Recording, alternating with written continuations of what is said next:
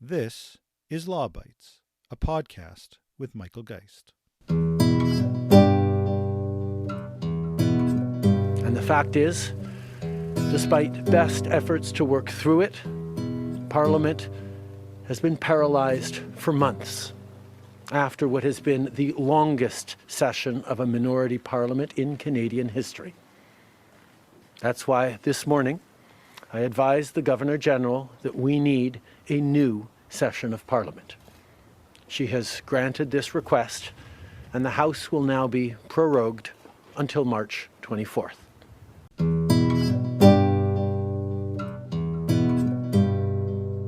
Or a balanced rate affect tariffs and your decisions? Yeah, unbalanced and balance, and also deficits.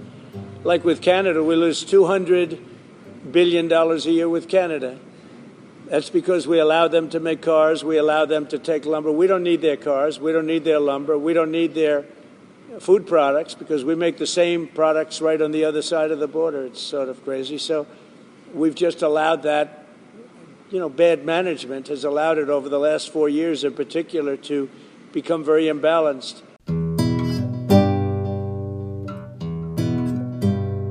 Welcome back to the Law Bites podcast. A lot has happened over the past 6 weeks since the last Law Bites episode, which provided a year-end review.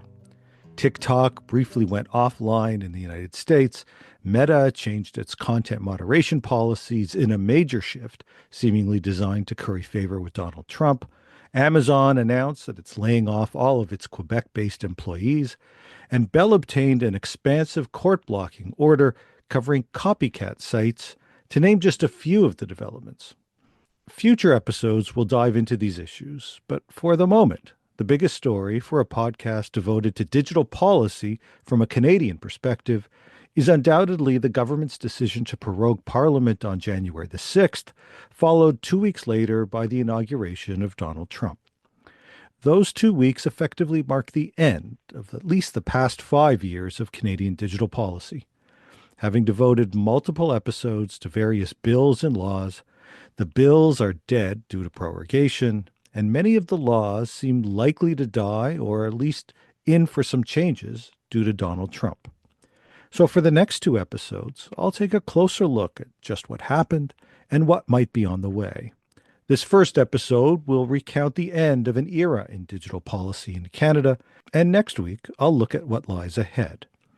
Let's start with the effect of prorogation. There were many bills that were at different stages in the parliamentary process: privacy reform and AI regulation, which was wrapped into one, the online harms bill, cybersecurity, and online age verification requirements, among others.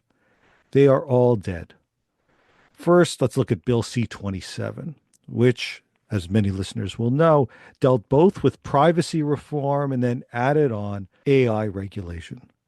Now, this particular bill dates back a long time, highlighting how the government never really seemed to prioritize, certainly privacy reform, nor really AI regulation.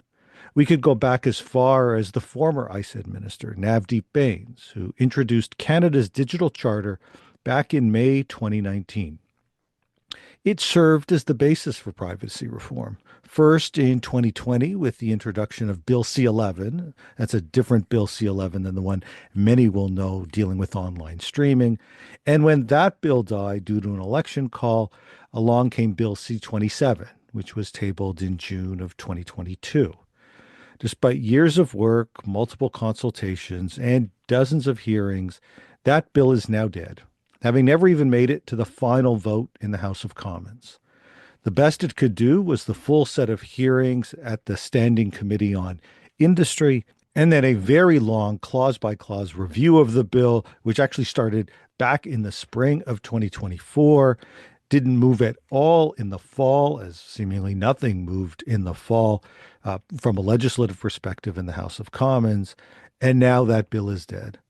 Now, the privacy part of Bill C-27, which was an attempt after nearly 25 years to update Canadian privacy law, certainly raised some questions, and there were concerns from any number of stakeholders. But I think it's fair to say there was generally pretty broad agreement that Canada's need for privacy reform was, by this point in time, long overdue. The European Union had actually given its seal of approval to Canadian privacy law. We met the so-called adequacy standard, with most believing that that came on the basis of an expectation that Canada's privacy reform would actually go ahead and pass. That didn't happen, and we are back to the start when it comes to privacy reform. We are also back to the start when it comes to AI regulation. Now, artificial intelligence regulation did not figure in the earlier versions of that bill. So, for example, Bill C-11, the first iteration of privacy reform, did not include elements of AI regulation. But in that period between when C-11 died, that C-11 died, and the introduction of Bill C-27, we had the introduction of ChatGPT and the increasing focus on what AI regulation might or should look like, with the Europeans moving quickly ahead on that issue with their AI Act. Canada decided to mirror to a certain extent what was taking place in the EU with its own AI bill, AIDA, which was included as part of Bill C-27. I think it's fair to say that that element was more controversial, in part because it was at best half-baked. The initial elements of that bill were not well developed. Most of the real issues were left to some future regulation, which certainly now won't come, at least in terms of the current structure. When the government was called out for the failure to really provide much meat on the bone, so to speak, when it came to its AI regulation plans, the minister, Francois-Philippe Champagne, appeared before the committee back in 2023 and said changes were on the way. At first, he declined to provide the actual text of those changes, though he gave some sense of what they might include, largely trying to mirror some of the things taking place in the European Union. When there was pressure to say that there was a need to see the actual text, the government provided that text. But the bill itself was still subject to a lot of debate, some people feeling it didn't go far enough, others feeling that it went too far. And I think most acknowledging that it really hadn't been the subject of a significant amount of consultation or study. The committee actually never even got to the issue of clause by clause review of the AI portion of the bill. It really just ended when it came to the privacy side. So we're not even sure exactly what reforms might have come, but I think it's pretty clear that there will be a reset button on this issue. And as we'll talk a little bit next week about what comes next, it seems that some of the changes that are taking place, especially in the United States around AI regulation, is going to, I think, create some real policy challenges when it comes to identifying a Canadian path that both addresses some concerns that are out there and a focus on the need for regulation, with at the same time competitor markets, particularly the United States, moving towards more of a deregulated space when it comes to AI, and questions about how Canada could remain competitive given some of those changes. So that's Bill C-27. Also dead, and there's certainly many who may be happy to see that, is Bill C-63, the online harms bill. As many listeners will know, the government took a long time to bring forward its online harms bill. They initially conceived of the need to address several elements when it came to the internet, in particular, the liability and responsibility of large online platforms. There were the streaming issues, which started as C-10 and then became another Bill C-11. There was the news bill, Bill C-18. But I think most acknowledged that the most controversial was always bound to be online harms, given the very close correlation between that legislation and freedom of expression issues. So it took a long time to get there. Some of the early proposals were widely panned and criticized. The government went back and made some pretty significant changes, especially with respect to the liability or responsibility of the platforms. It seems to me the big mistake in Bill C-63, as listeners will know, was the decision to not just focus on the online platforms, but to include elements around criminal liability, around the Human Rights Code, which proved much more controversial, really a lightning rod for the speech implications of those provisions, which really bogged down the legislation. It didn't go anywhere. It became, I think, even more of a political liability than some in the government might have hoped. Toward the very end of the process, Justice Minister Arif Irani indicated he was open to splitting the bill, allowing the platform liability portions, the core of the Online Harms Act, to move ahead, while the other elements around the Criminal Code and Human Rights Act would be on a separate track and for all intents and purposes would not move forward at all. But with prorogation, that bill is now dead. Certainly some want to see a higher level of responsibility and liability for platforms on these issues, but it isn't going to move forward in the short term. And if we get a change in government, we're likely to see a somewhat different approach when it comes to this issue. There's a couple of other bills that are worth highlighting that have died as well. Bill C-26 is an odd one in the sense that it really did actually go through just about all the process, and a drafting error is by and large responsible for killing that bill. The bill was covered in several earlier episodes. Brendan McPhail came on to talk about it. Kate Robertson at one point came on to talk about it as well. So there were certainly some criticisms. It's a bill focused primarily on cybersecurity, but with some significant telecom and privacy related concerns. It passed in the House, and it would have passed in the Senate if not for a drafting error that was spotted very late in the process, the effect of which would have been to nullify a large portion of the bill.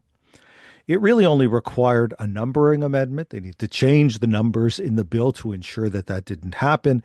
But the only way that could happen was to send the bill back to the House of Commons. And with prorogation, that bill is now dead, despite the fact that, at least from a substantive perspective, it passed really both the House and the Senate. And it was just this technical fix that held up the bill and now also means that it goes to square one. Finally, there's Bill S-210, which was the subject of much debate on this podcast. It was roughly a year ago, for example, that the new season of Law Bites podcast started with a debate with Senator Julie Meville-Deschênes, who was the sponsor of that bill. It also came very close to passing. The bill had passed in the Senate, which is where it started. That's why it's S-210, starting with an S rather than a C. And in the House, there was very little by way of review. It sort of just rocketed through the House of Commons committee with practically no witnesses at all, other than Senator Meville-Deschênes, the privacy commissioner, as well as the department, but really no other experts. There were no changes made to the bill. It was simply headed to a final vote, having already passed in the House through first and second reading. Now, there was some amount of uncertainty as to whether or not it would ultimately pass. The government was actually against this bill. The conservatives had indicated they were for it. It wasn't clear necessarily where the Bloc or the NDP stood on the bill. So there was some uncertainty as to what would happen when it formally came forward for a final vote. But that too will not happen. Now that bill has effectively been killed due to prorogation. So there's a lot there: privacy, AI, cybersecurity, expression-related issues through online harms, and of course, age verification in Bill S-210. All of those are now done. And given the likelihood of a very short parliamentary session, assuming we get a new parliamentary session sometime starting in March, there simply will be no real time to bring forward either those original bills or variations of that. It will wait for an election and potentially a new government and definitely a new leader either way to determine the direction for those issues. So that's what died due to prorogation. But I think it's fair to say that 2 weeks later, the inauguration of Donald Trump really heralds some additional very significant changes. And in this respect, the focus is not on bills that were before the House, given that those have died, but rather actually legislation that has passed. But it is legislation that faces a real possibility of retaliation from the United States. U.S. companies were the target of this legislation, and so are likely to be a target now of a Trump administration. This will include, or does include, the Online Streaming Act, the Online News Act, and the Digital Services Tax.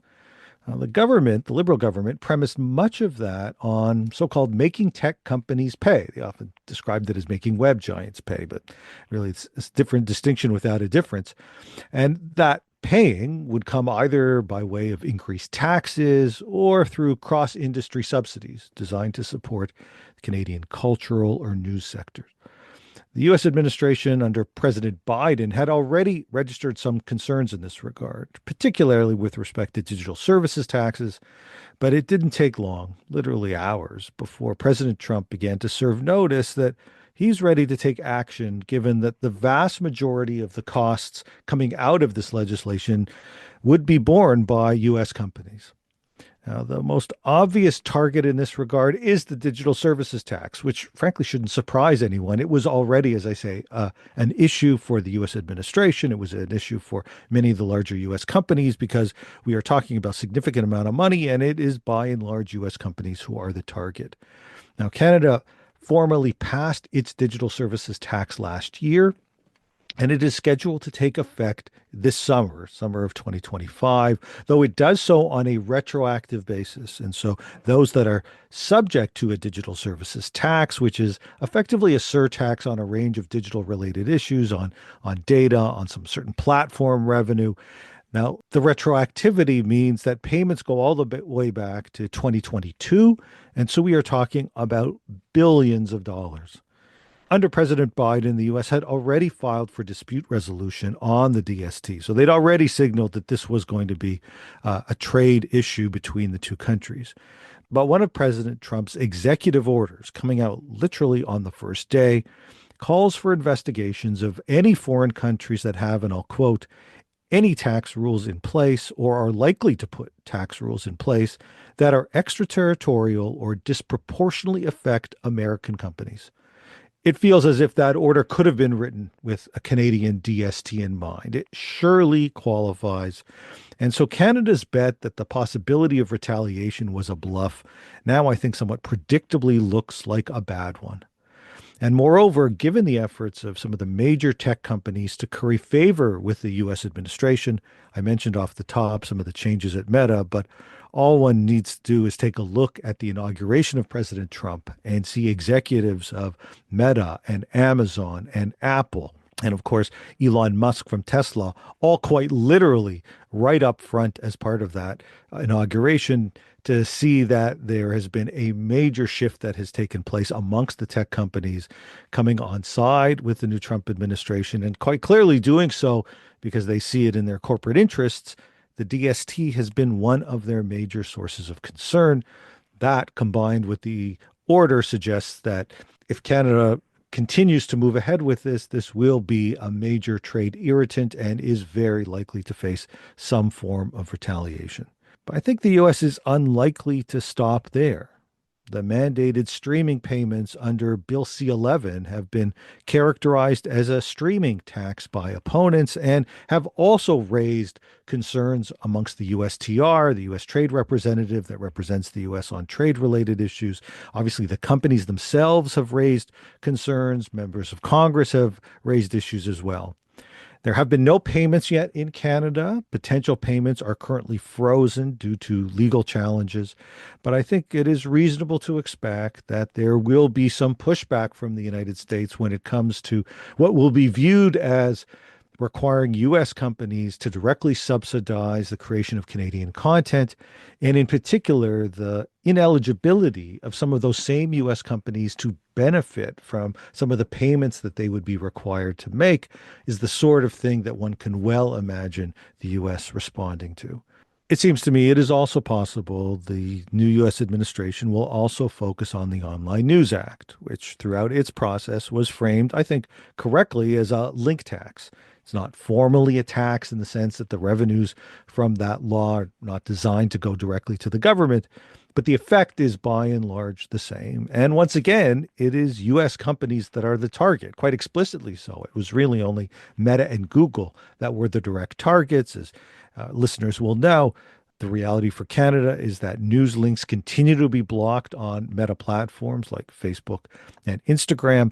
We saw Mark Zuckerberg, in announcing some of the shift around content moderation, emphasize freedom of expression issues and arguing the company was going to make some changes in that regard. There's a obvious correlation between freedom of expression and blocked news links, and so one can well envision that that legislation is going to be framed in that way with greater pushback from the United States. In the case of Google, of course, they've reached an agreement paying $100 million this year to be distributed out to various Canadian news outlets. And one can well expect, I think, the U.S. to push back on that as well, if not directly as part of the legislation, as part of a review of the USMCA. And so another one of the President Trump's executive orders talked about an America First trade policy, which includes a review of the USMCA. Canada, I think, anticipates now that we may see the review, which was scheduled to not start until 2026, be expedited. And one can imagine that these kinds of payments, now part of Canadian law, will feature prominently in some of the discussions and areas for renegotiation. So, what comes next? Well, next week I'll take a closer look at where we may be headed and some of the challenges that will await whoever forms the next government in Canada. But suffice it to say, I think that Canada finds itself in an untenable position when it comes to digital policy. Years of tough talk on making those web giants pay, I think, is more likely now to give way to concessions in the face of even tougher talk from President Trump that could create economic threats to Canada that far surpass the potential benefits of what in many instances was, I think, largely ill-advised policies. In fact, as I note with respect to prorogation, even those issues that generally fall below the U.S. radar screen, they're also dead, victims of a combination of political disinterests in the context of Bill C-27, I think miscalculations about what was included in Bill C-63, or even just odd drafting mistakes in the case of Bill C-26. The risks associated with many of these policies were evident from the start. The government instead claimed that its approach would create a model that others would emulate. But today, I think we find ourselves in a space where little will remain of the digital policy agenda of the last few years, most of it either dead or likely to die. As I noted, we'll take a look next week at where the Canadian digital policy agenda may be headed.